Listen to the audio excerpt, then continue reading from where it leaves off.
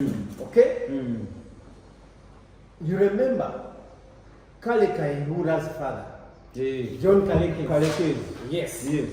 Was the man who died in Ukraine, part of the plane crash. Exactly.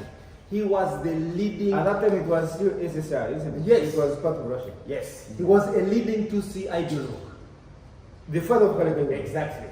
And that's one of the reasons why the Western Europe fought against him becoming the first Prime Minister of Uganda. The first Prime Minister of Uganda should have been Kalekes. But because of his connection to the Tutsi dynasty in Rwanda, they fought him and they killed him. Obote would not have been the first. So this was not just an accident, like No, it wasn't. No. This car crash, the plane crash. Exactly, it was not. It was an assassination. Now, and by the way, Kale Kaihura had already made a speech at the United Nations as the incoming leader of Uganda, as was the practice that time. Every country about to be independent, they identified the leader and he addressed the United Nations. Kale Kaihura had already done it as a member of the Uganda National Congress. When he was assassinated, that's how Obote got the chance. Because the Western Europe feared that if the Tutsi got a favorable government in Uganda, they would fight and get power in Rwanda.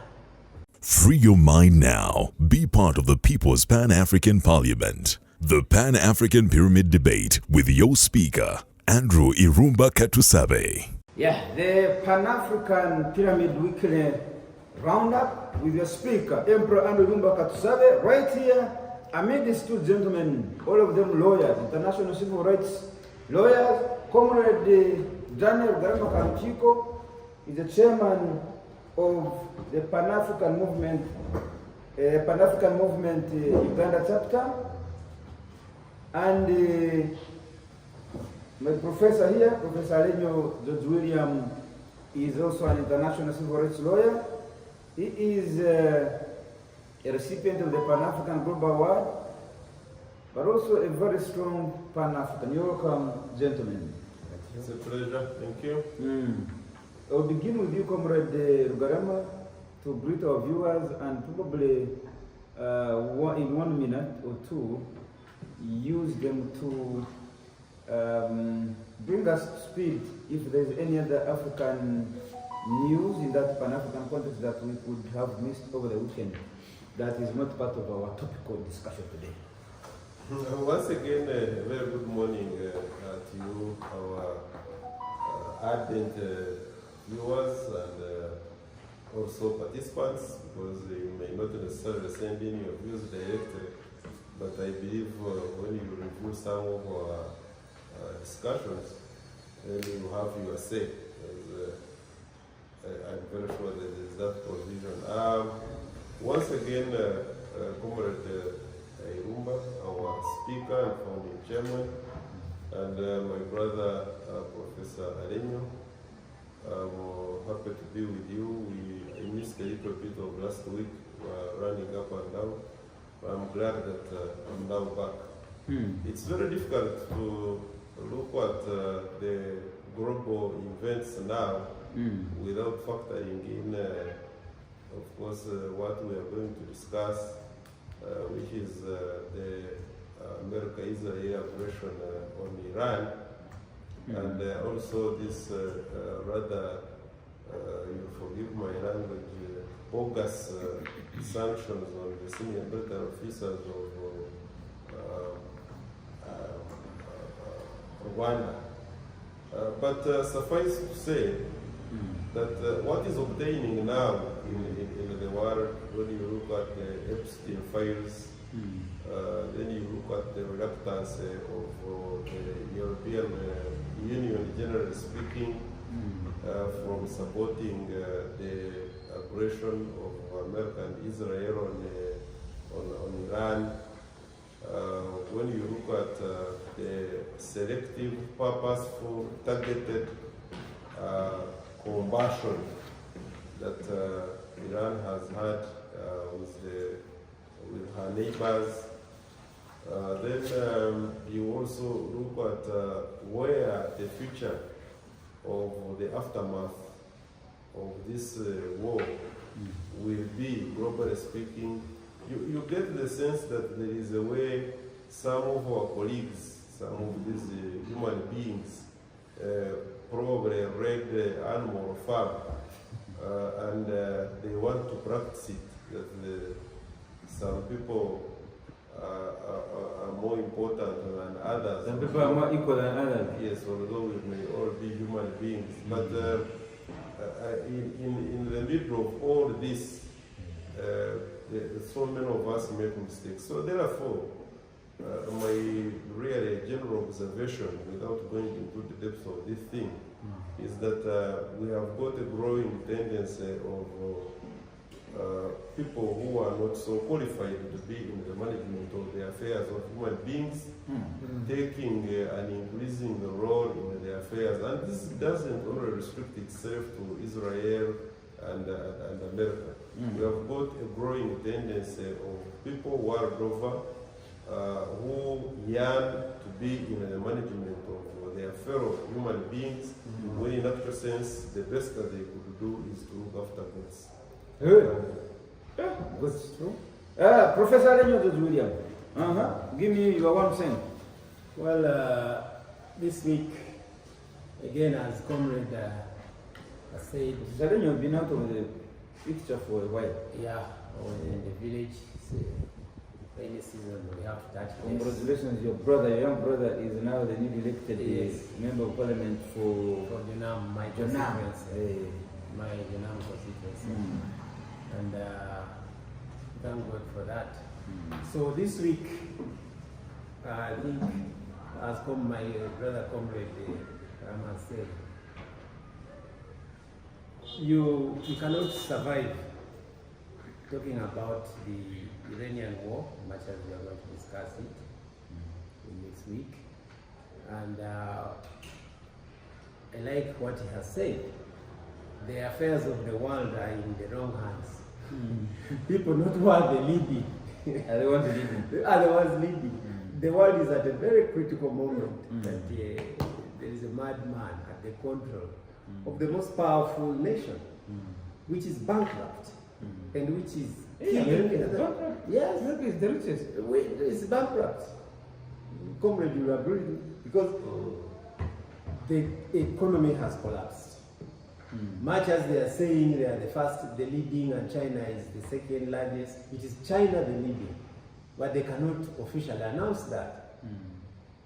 So we are in that situation, and of course regionally, I take the point that in the DRC, Eastern DRC, America is beginning to dictate terms. I didn't even know about the development of sanctions, but my take this week is how America is now beginning the exploitation of minerals. DRC. The third event this week, of course, which we may not discuss because of time, is again the imperialist intervention and interference in our affairs as a nation of Uganda. I say imperialist intervention because you see, we had a situation of Bobi Wine being in hiding in this nation, but nonetheless being in touch with the imperialists, able to address the European Parliament, a very clear sign that They're in touch. the imperialists are in touch, and he is very confident that he's going to the United States and to lobby for sanctions. The word sanctions, new market. So now in Rwanda, it's coming on Uganda, sanctions. So we as Pan-Africans are used to this word. Sanctions against Venezuela, sanctions against Cuba, sanctions against Iran. And these sanctions are always followed by drones and missiles. So this week, I very much followed the imperialist trace in Bobi Wine's disappearance.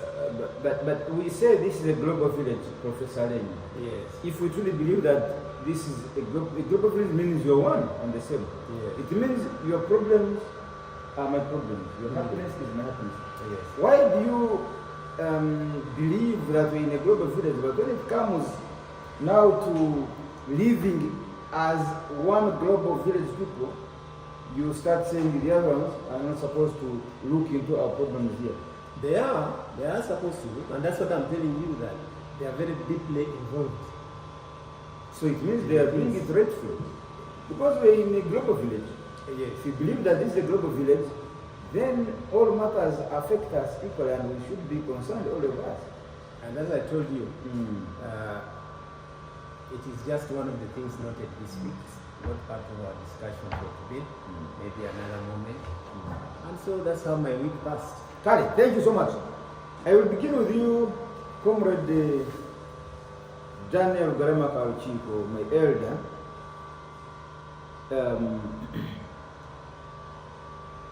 Kagame government has been put on sanctions. And these sanctions emanate from the allegations that Kagame's government has been heavily involved directly in the Congo War. His men and women have been directly involved in Congo War. America is directly involved in Congo War. America. But it is the same America in rating other people, not itself. This is where Kagame's problem is. We have been here killing people together. We have been killing people together. We have been stealing together.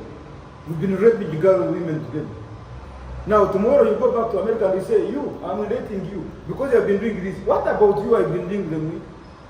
Why? Because you have power to say that they don't have power. This is what Kagame is condemning Trump for, and he's, without missing words, in his own mouth, he said, this is foolishness. You are foolish.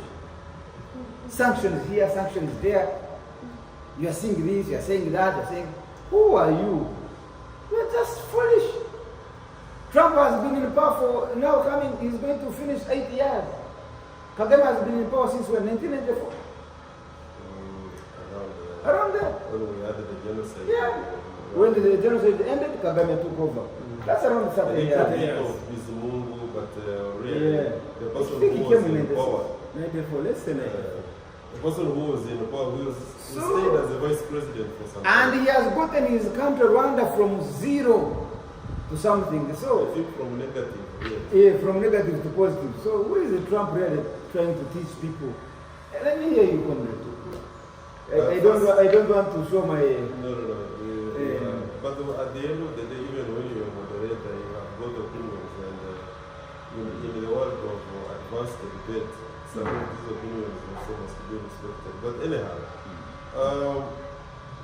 we are used to the American arrogance for so many years, and the use of sanctions on the rest of the countries. As we talk now, the Russian government is under sanctions by America, and of course the cousins, the Western Europe.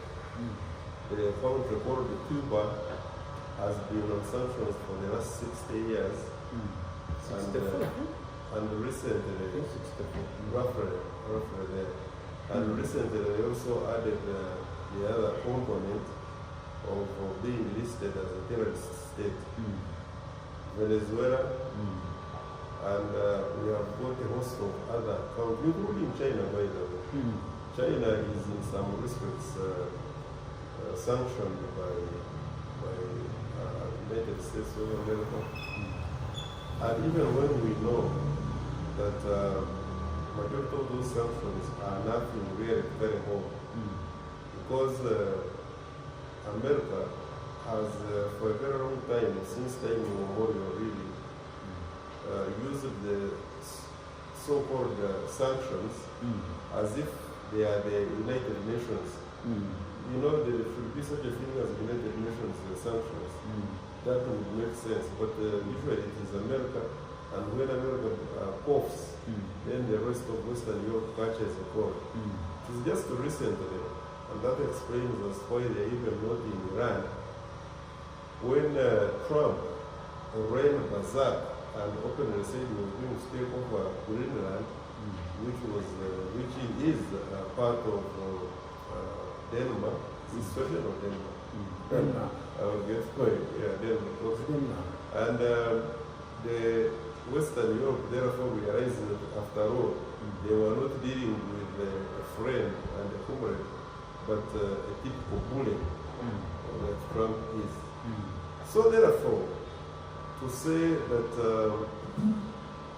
Paulo Kagame, the president of the Republic of Rwanda, has described what the government of Mr. Trump has done as being foolish is simply is an icing on the already made cake. Because the majority of the policies, the foreign policy of the United States of America, is to say that it's very foolish. And the extension of the sanctions, because I mean, just look at the countries they have sanctioned. I'm even not surprised that not long from now you will hear that they have put sanctions on Botswana. And yet Botswana for a very long time, because it was hosting the military base, and at the same time it was giving unencumbered access to all the diamonds and other related minerals to all the American conglomerates come and mine. So therefore, Botswana has been a very good boy during the time of the Kamas, but now with this new breed of the presidency, he has told them that take away the military base and we are going to revisit how we are trading with you. And I can assure you that Woodward Fiongo, is it Woodward Fiongo? The one who wrote no longer is, and things fall apart. He's him, Nigerian great man. Ngugi is a Kenyan. No, Ngugi is Kenyan. Maybe Chinwachebe. Chinwachebe. Was that Chinwachebe or Ngugi was young? That must be I think things fall apart. Things fall apart was Chinwachebe. Should be Chinwachebe. Chinwachebe. But you see, therefore, there is a time where we must come up and say, America, United States of America, has for a very long time been doing things, and it forgets that the days of unilateralism, if you remember the ambassador, Iranian ambassador, when we went for that celebration. For the 7th. Yes. He clearly stated that the days of unilateralism are over. We are now discussing the globe in terms of multipolar. It's no longer unipolar, which America enjoyed for such a very long time. Unfortunately, Trump seemed to behave as if America is still enjoying the unipolar position it used to enjoy so many years back. The problem of, for instance, we should look at Rwanda. Where was Rwanda pre-1994? How did they come to a point of the death of the president of Burundi and also the then president of Rwanda in that plane crash? And what befell the country in as the 100 days of genocide, Rwanda went into ruins.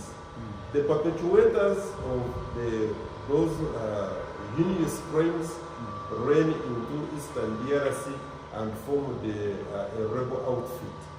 And it is rumored that in a sense, they have been operating there under the support of the regime in Kinshasa, who do not have effective control over their territories. Now, coincidentally, because it is not Kagame who created M23. M23 is an outfit that was created out of the reckless and the poor political calculation of the Kinshasa regime over a number of years, to the extent that the same problem was elucidated upon very eloquently by the late Mwalimu Julius Nyerere Kambarega when he said that if you want to take the Wanyamulenge away from their present Take them with their land. territory, it's better, thank you very much, it's better that we also take them with their land. And I'm shocked that all the subsequent leaderships, probably if we still had Patrice Lumumba, we wouldn't be having some of these problems. All the subsequent leaderships that have existed in DRC have not had the historical grasp of the problem in DRC. They have failed to appreciate the fact that the Wanyamulenge are part and parcel of the population or any other population, for instance, that exists in DRC. So much so that, to the extent that they have been segregated, not properly integrated, and they have been state-sponsored incursions into their territories, the rape of women, the capture of their cattle, mistreatment not included in the running of government. It led to the refugee crisis where we had the Wanyamulenge, many of them, and other related tribes coming and they are hosted here in Uganda. Yoweri Kaguta Museveni took I'm trying to historize this problem so that I bring it out properly. He told the president then, should be Kabila, that think about the situation of these people, your people here, who are hosting, because I don't have full control over them. They are refugees and anything can happen. Now, there were attempts to reconcile the Wanyamulenge and the central government in Kinshasa. But later, the person in Kinshasa who was seated there had ulterior motives. When they had all assembled, they had surrendered their guns, they had assembled and they wanted to be repatriated and reintegrated. They were all attacked. I can assure you that more than 70% of all the refugees who were in Uganda who had assembled there, apart from those who had gone maybe to fetch firewood and that kind of, were all killed. Those who scattered and left, they said we are not dealing with a credible government, we must also now fend for ourselves.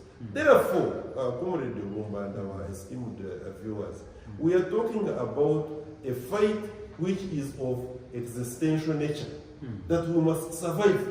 And we don't have any other home apart from this that we have here. It is a just war. Absolutely. Because the current Wanyamulenge were not in 1884-85 Berlin Conference, which divided and partitioned the entire Africa and allotted themselves, the colonialists then allotted themselves these different parcels of land. To that extent, when you look at what the president of Rwanda, Uncle Paul Kagame, is saying, indeed it is foolish. Why is it foolish?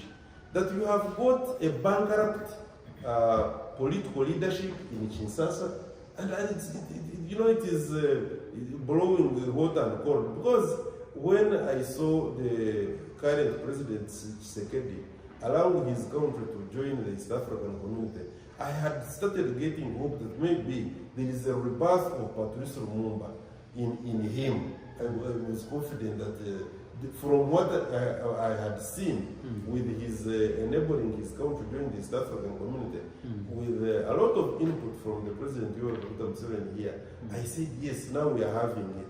Unfortunately, this is where we are. We are at a point where the leadership in Kinshasa does not recognize that a good number of the Wanyamulenge and other related tribes around there are actually proper citizens of Democratic Republic of Congo. That at the same time, his country in that part of the region is actually harboring is it FDR? Something like that. Who are actually the offshoot of those who ran after committing all sorts of atrocities in Rwanda, 1994, 100 days of madness. And therefore, that they have been planning, organizing themselves, arming themselves, because they look at, in order for them to survive capability, to come and answer for their crimes, they must come back and remove the government. Now give another opportunity for the birth of another genocide. And Kagame has been saying never again. Even when you visit the Rwanda now, you go to the museum, you'll find that never again. That the kind of genocide that happened and the entire world was watching should never happen. Not in Rwanda, and I will include to say not anywhere on the African continent. Although we know for a fact that there are some parts on the African continent where it is happening. Now, when Kagame had engaged the leadership of Kinshasa, he didn't get any positive response. The leadership itself in Kinshasa, I have told you, started killing its own people because they were looked at as people who are bound to destabilize. The Kinshasa regime has not done anything formidable, positive on the presence and activities of the FDR people, the rebels who want and have made incursions time and again to overthrow the leadership in Kigali. What compounded everything was that when all the military, the East African Standby Force, when it was invited into DRC and they did what they did, the interest of the leadership then in DRC was unfortunate because they expected the East African Standby Force to go beyond their mandate. Don't forget that we have had the MONUC and MONUSCO, which are UN bodies, armed in DRC for donkey years. They take proportionately the biggest percentage of peacekeeping mission world over. And what are they protecting? Looting, stealing, and all manner of economic crimes being carried out in DRC, and we know who UN is. Nothing else but America with her cousins. Now, when you get Uganda, which recently was there, and maybe they stole like one timber if they did, or maybe a friend gave them, then the bankrupt leadership took them to an international court, and we have been paying obscene figures of money. When it comes to the issue that Kigali is now addressing, this is a matter that has been taken to the East African community. The heads of state within the East African community have looked at it. We know what the problem is, but every time we try, like Costa said in darkness at noon, applying the healing knife, a new SOA appears. What is the new SOA? The new SOA is the interference, imperialistic interference of the United States of America with her other cousins. When you hear the meetings in Qatar, the meetings, Belgian meetings about DRC, and later on the visit Washington Accord is the one you are saying where Kagame Tshisekedi signed before Trump. These foreign countries, the net impact of their coming into DRC is not in any way to solve the problems in DRC. No. For their original mission, because they say DRC has been sold. They are not selling DRC for the very first time. Yeah. DRC is a sold country. Yes, they sold it when they allowed, right from when Leopold II occupied that country. Later on, Belgium occupied. Later on, the Camino Patrice woman, he was assassinated and they brought their puppet called Mobutu was a band. Mobutu was a band. That was still under a sale.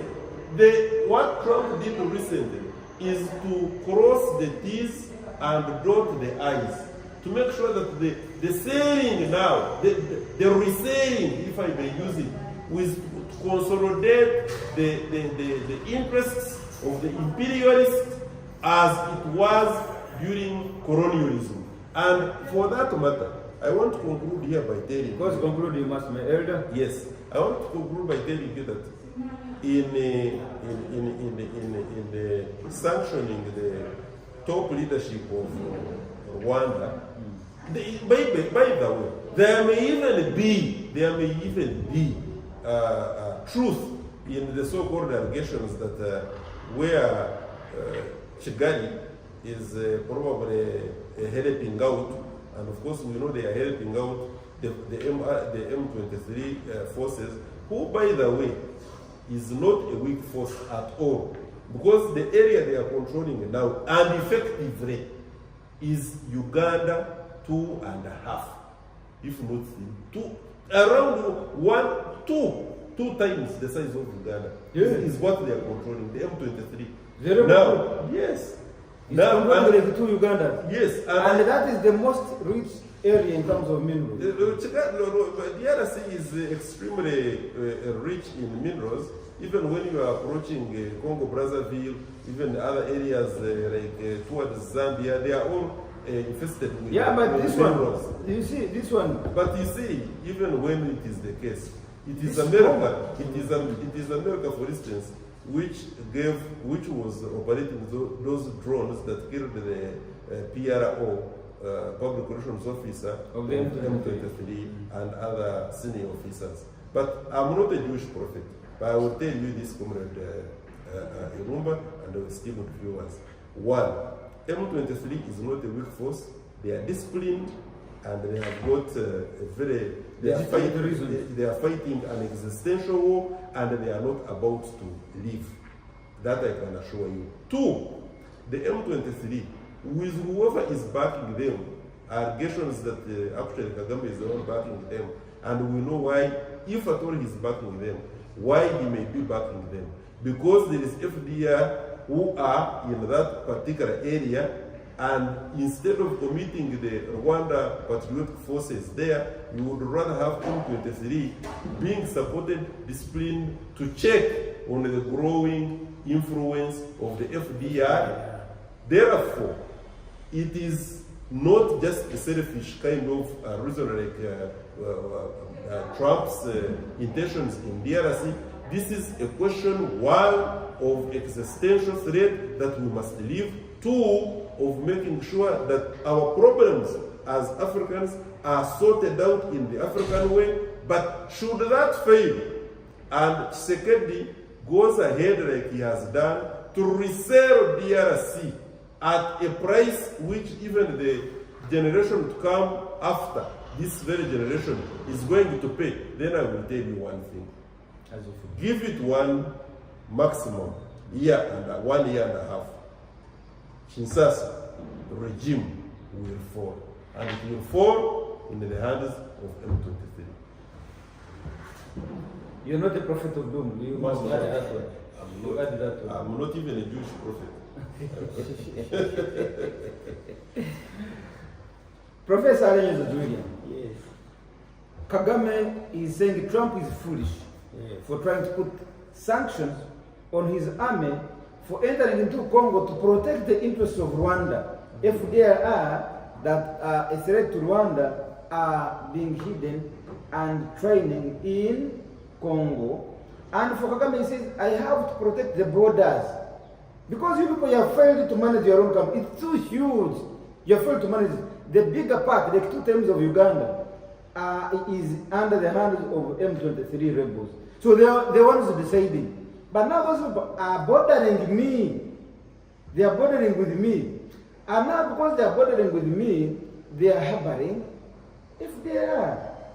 So it means that I have to be careful, because if you are staying near a person suffering from, let's say, what is this airborne disease?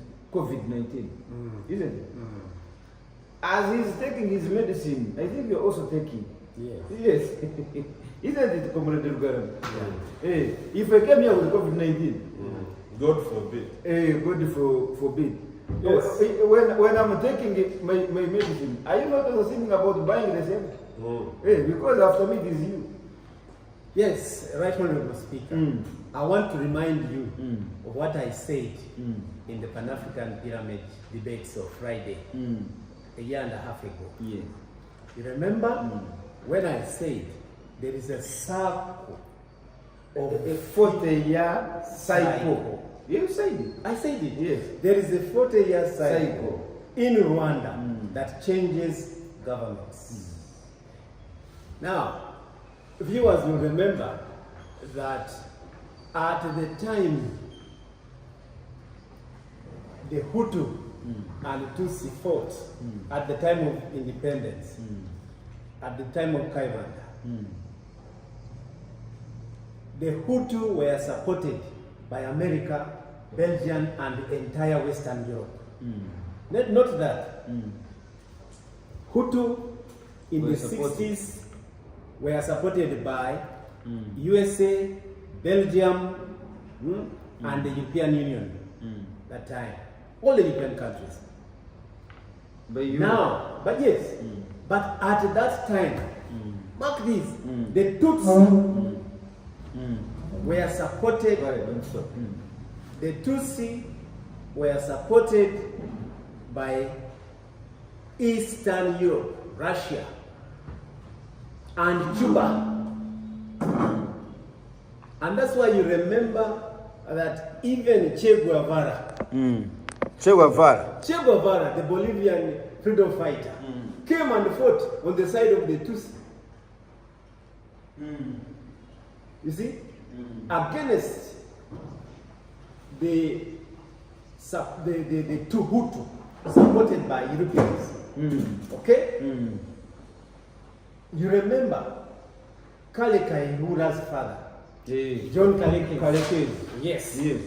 Was the man who died in Ukraine, part of the plane crash. Exactly. He was the leading. At that time, it was still SSR, isn't it? Yes. It was part of Russia. Yes. He was a leading Tutsi ideologue. The father of Kalekes. Exactly.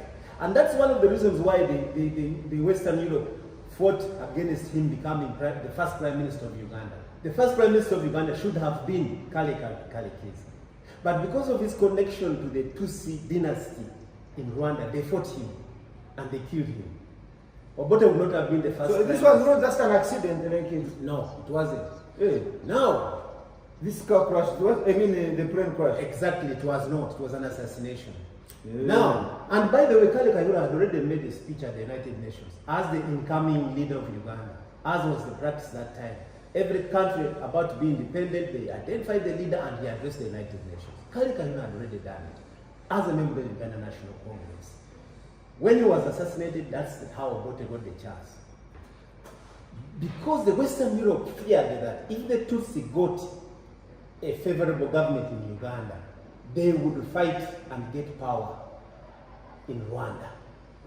Now, so the Hutu were always on top of the Hutu, or of the Tutsi. As long as Western Europe was behind them. How did that change in 1990? I don't know. This is what happened. The Tutsi realized that they would never lead Rwanda unless they change the Tibla. They change the Tibla, that's what I mean. They change the fundamental. Oh, the fundamental. And of that, the war. exactly. Of the struggle. That's what we call they the Tibla. Abandoned. Is that a legal war? No, it's the religious one. They abandoned Eastern socialism. They abandoned Cuba. And the Tutsi sent their best fighting force to America. That is how Kagame ends up being trained in America. When Kagame was trained by Americans, the Western Europe officially shifted their allegiance away from the Hutu to the Tutsi. So from 1994, the Tutsi have been in power as friends of America, friends of Belgium, and friends of European Union. Kagame is very much aware of this. And that is why the shifting of alliance, America now sanctioning the Tutsi. In favor of FDLR, shakes Kagame. He knows it.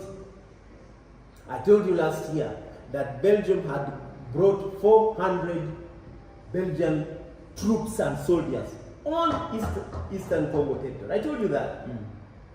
Yeah, you said it. I told you in our debates, Pan-African debate. And people said, oh, that one doesn't matter. But it now matters. Because Belgians are the most brutal, primitive European nation. Very ruthless Belgians. Why? Yeah, that's their history. That's their nature. Yeah, you see, that's how they terrorize you. Yeah? the colonial Congo. Yes, but up to now, Before the Belgian as a country took over Congo as their territory, it started with King Leopold as a person. The country belonged to a person called King Leopold. Property. And he killed over 15 million people. Exactly. Some of them he was killing them. Why? Yes. I have sent you to the garden to bring me rubber. And you have only brought half. You died. They cut off your hand for the rest, and then they eventually kill you. So, we must understand Kagame. For men, for your information, for men they were cutting off their genitals. Don't say penis, just say genitals. You can say it's a private part. This show is for others. He's free to say what was exactly cut. That's what it was. It's a private part. You forget you are dealing with lawyers. Yeah. I am in the middle. Yes, I'm in between lawyers. Congress is right to mention that they were cutting off penises of Congolese men. So now, Kagame is dead right to watch the FDLR, because the FDLR is looking for that American European endorsement to take power In Rwanda. Come the 40 years up. Kagame is aware. Kagame is very aware. Now, when you look at the formation of the FDLR, let us not forget that we are talking of a force which is now over 30 years. So if there was a man who was in FDLR when he was 40 years, he is now in his 70s. He cannot fight. But the history of Rwanda is that when the Tutsi were chased out of the nation, they came to Uganda, studied, and organized militarily, and went back. And that is Paul Kagame. And Rugema. Exactly. They were refugees. Yes, they were Tutsi refugees. Yes. Exiled to Uganda. Yes. Trained themselves for 40 years. They went back and took power. They know that the Tutsi are not sitting in they the could be doing the same. They are doing the same. The Bible says what is happening has ever happened. They are training. That's the Bible. Yes, the Bible in the book of Ecclesiastes. What you are seeing has ever happened. So the Hutu are going to school. They are having a diaspora. They are training. They will also go. After 40-year cycle. They will take Rwanda. Because Kagame's time is ending. Even manually, even physically, even biologically. 30, 31, 30, 36. But he has brought two very dangerous Avengers. They are in the army. They are in the army. Two Avengers, dangerous. Those Avengers. Forget about this one who has one.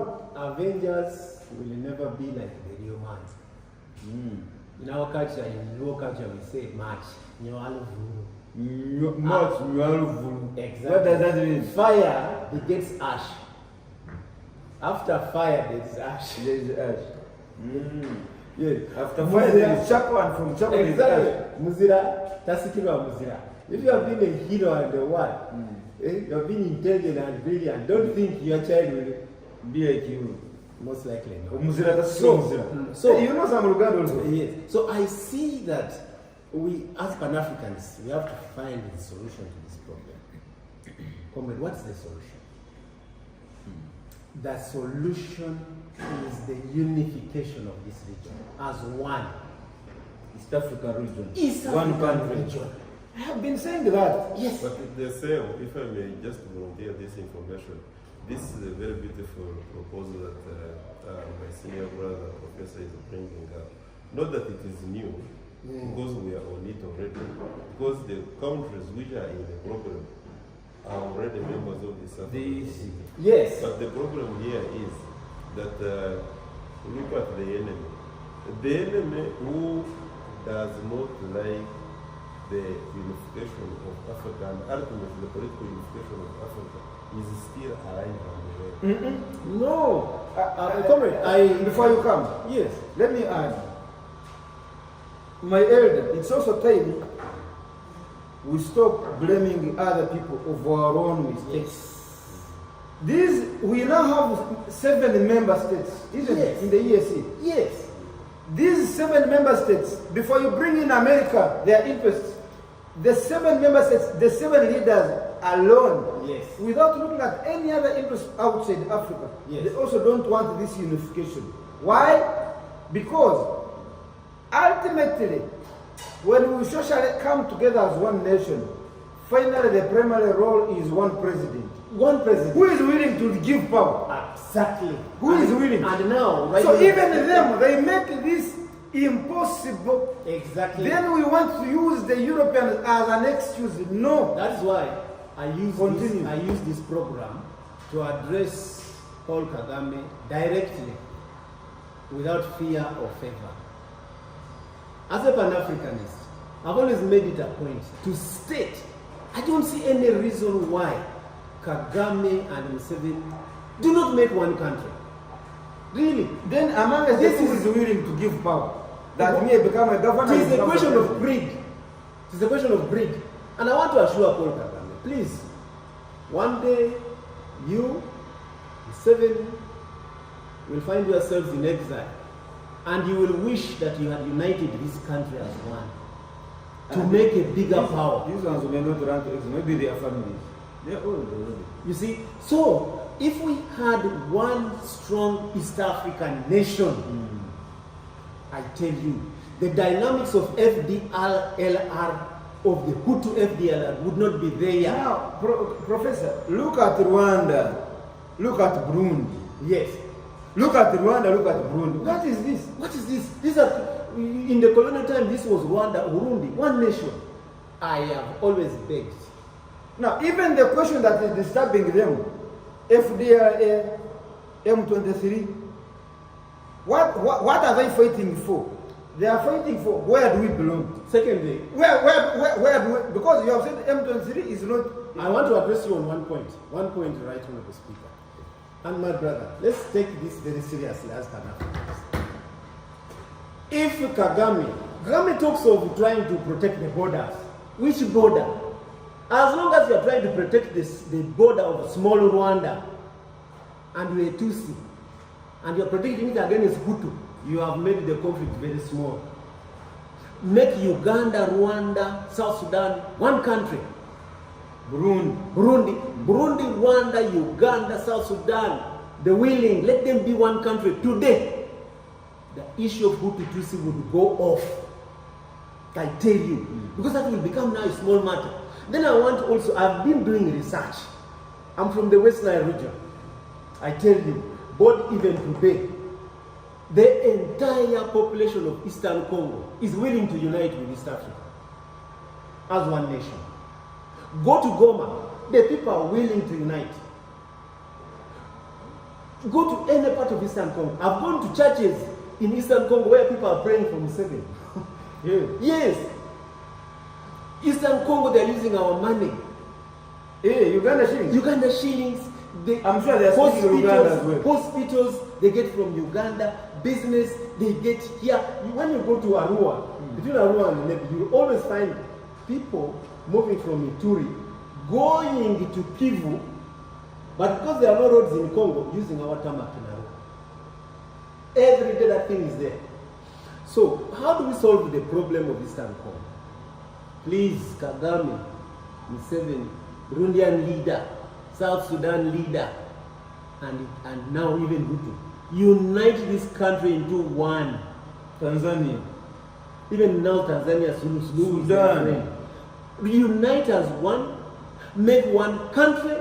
If you want to annex Eastern Congo into a bigger East African country, it will be possible. But when you want to annex Eastern Congo to a small Rwanda like this, it's not going to be possible. Even if you have M23 which is armed to the teeth, it will not be possible. But if you make a big East African nation, South Sudan, Uganda, Burundi, Congo, and then you cut off Eastern Congo, it will happen. So, let me give some detailed information here, because I know we are about to run away from that topic. The truth of the matter is that earlier on when I said that there is an invisible hand, which is now actually no longer invisible, of the intelligence system. It is visible. I was not in any way making an excuse for the failures, the personal failures of the African leaders. I have already stated that we have got our portion of blame when it comes to not doing correctly what we're supposed to be doing correctly. That we admit. And you know what? Sometimes, by the way, even the leaders who we call our own leaders, they are our leaders to the extent that we share the same color. But majority of the African leaders are actually brought for you without knowing. If you don't dig deep, majority of the so-called African leaders are actually brought about by the imperialists. Exactly. They nurture them from universities, prepare them economically, they come and compete and they win elections. And when you see them at African Union talking, you think they are yours. But in actual sense, they are on the payroll of an imperialist. That's what Mossad does, that's what CIA does, that's what M6 does, that's what the French... MI6. Yes, yeah. That's what they do. So at the end of the day, I want to assure you that even this project of ours, the East African community, when we have know very well that the intentions of the planners and executors of the 1884-85 Berlin Conference, their great-grandsons are the ones in governance, and they are the ones who are implementing the imperialist tendencies through the Bretton Woods institutions. They are not sleeping. They must make sure that as long as you attempt to bring up something that will unite the African continent, beginning and disguising them through regional blocks, they will, as much as humanly possible, because they have seen examples. For instance, the Africa Continental Free Trade Area, which is a brainchild of African Union, with Secretariat in Accra, when it started and introduced the Pan-African Payment Mechanism, that very year, when we started implementing it, including the intra-trade between Africa, which was averaging 2011, less than 15%. Now they are shooting over 47 to 51% intra-trade within Africa. They know that the introduction of Pan-African payment method, where we are using the dollar to trade amongst ourselves, now we are using that Pan-African payment mechanism, where we are overshadowing the dollar. We have managed to save as a continent well over $100 million US.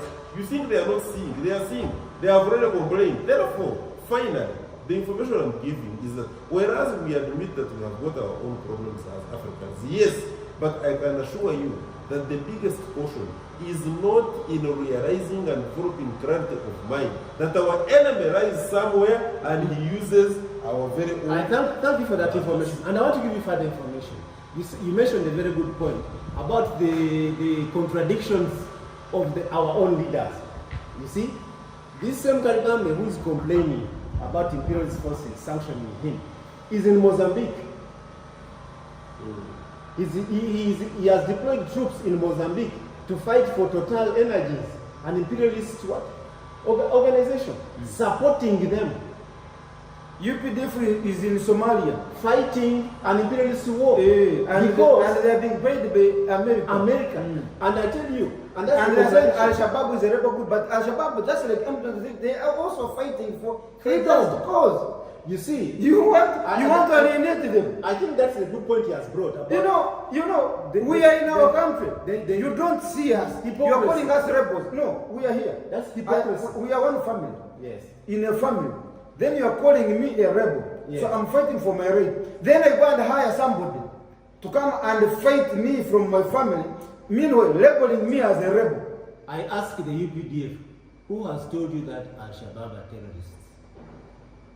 It is the same America. Who is paying you to fight Al-Shabaab? Same America.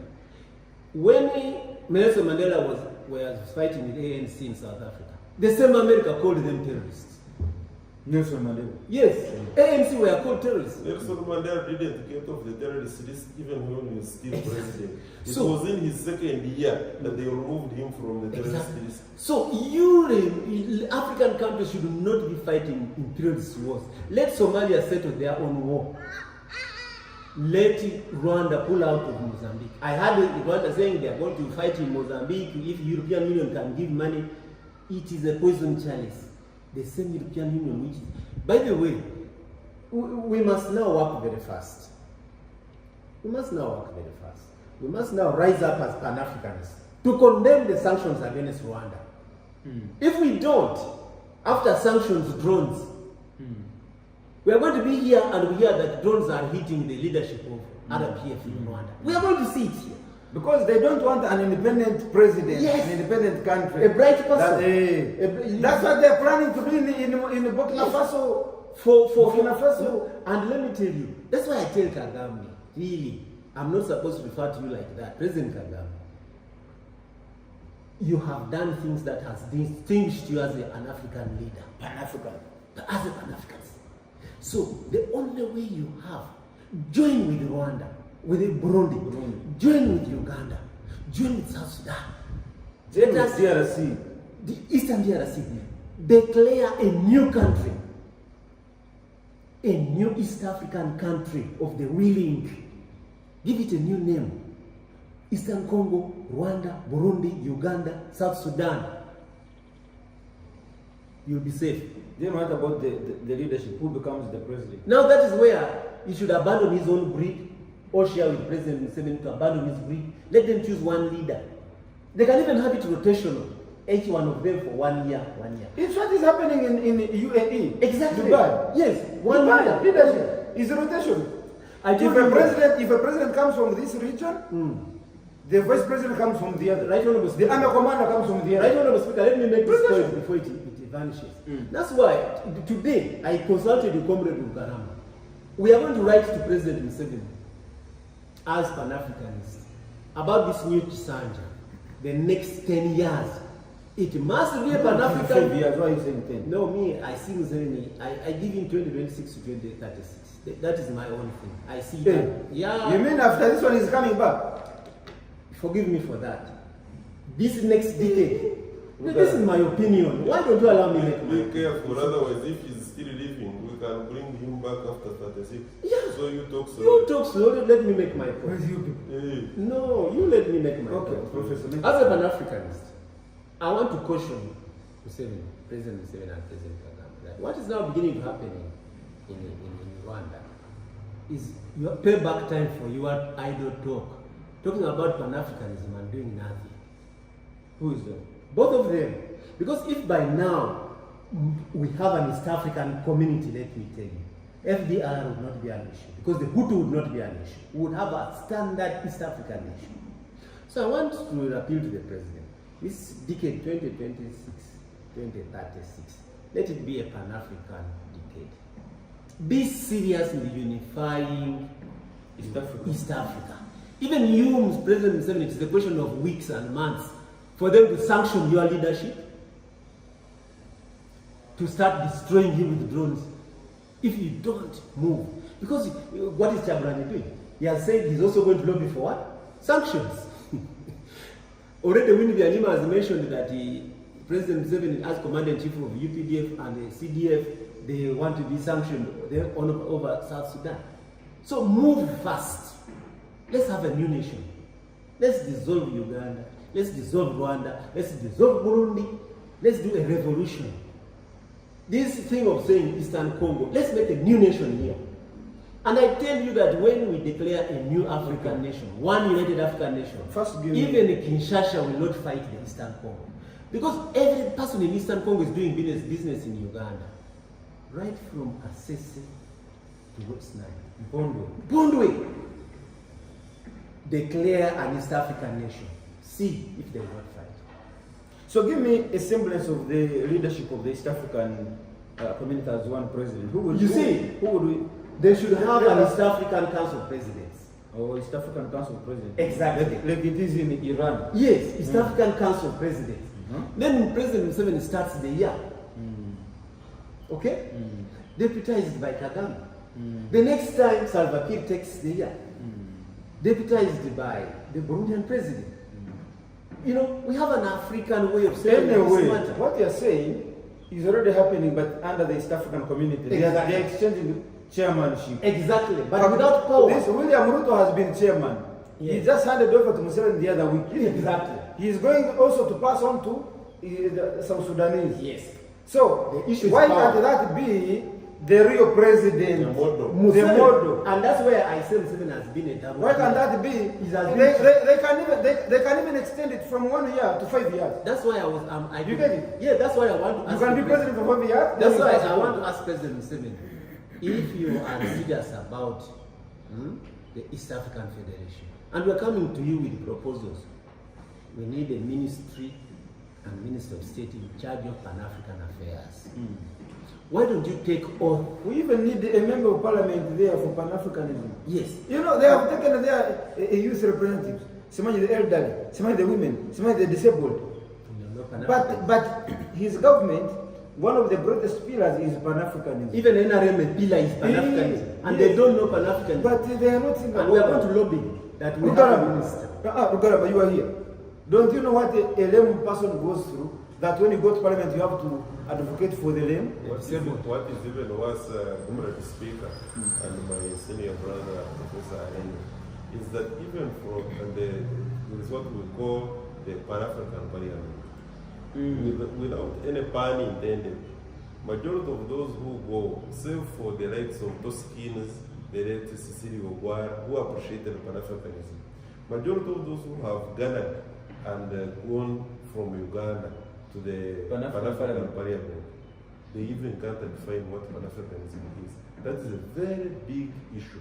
Therefore, I join issues with my senior brother, Professor Areno, that not just even the Ministry of Pan-Africanism, but if we can have a ministry, and I will not just put my signature on that proposal, but I will also be part and parcel of that proposal, that if we can have Ministry of Patriotism, Pan-Africanism, And nationalism. global geostrategic affairs. Exactly. We do not take away the role of foreign affairs. I see your There point. is a difference. You consolidate that. I see your point. Because you see, I told you, I was with you, and I want this one to go on one of our programs. I was with you at Kampala University, and I see it. If we are not ideologically ready, we shall miss the point. Comrade Years-Rugarama has a very valid point. This is a matter of patriotism and national guidance. That ministry, what is the national guidance? Do you know that we are grappling here with somebody called CDF? The CDF of Uganda is called General Muhoozi. I didn't know. The CDF of the Commander of Defense Forces of Uganda, UPDF, is called. Yes, the last week he was with him there. It's called General Muhoozi.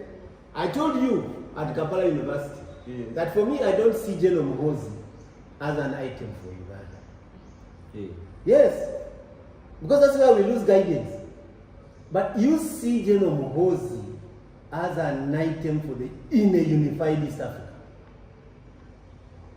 I see. Because the next step left for East Africa unification is the army. Forceful unification. Forceful unification. You said it last time. I said we were it. in Kampala University. I said it. Because CDF Muhoozi is commanding South Sudan. Unless you also didn't know that. Every soldier in South Sudan respects the command of Muhoozi. The entire army. In Somalia. In Somalia, they respect the command In of Burundi. Muhoozi. In Burundi, he even stated the government. In Eastern Congo, General Muhoozi, Uganda is too small for you. Don't even be going after Kabobi. Those are small things. Go for the unification of East Africa. By force. By force, Besides- announce it today. Besides- I will be with you. Besides- You wait. I will be with you. No, Professor is Today. right.